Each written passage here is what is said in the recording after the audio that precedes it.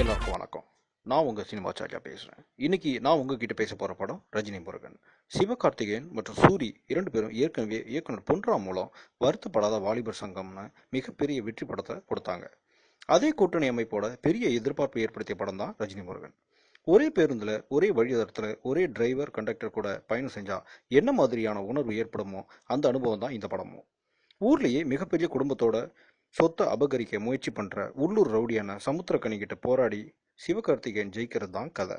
நிறைய படங்கள்ல பார்த்த காட்சியா இருந்தாலும் ஒரு சில காட்சிகளை நம்மளுக்கு ஏற்படுத்துற சலிப்பை தன்னோட ட்ரேட்மார்க் காமெடியால சிரிக்க வைக்கிறாரு சூரி.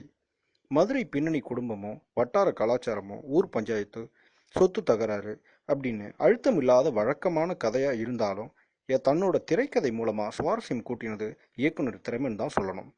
ரஜினி முருகன் நம்பி வாங்க, குடும்பத்தோடு பார்க்கலாம்.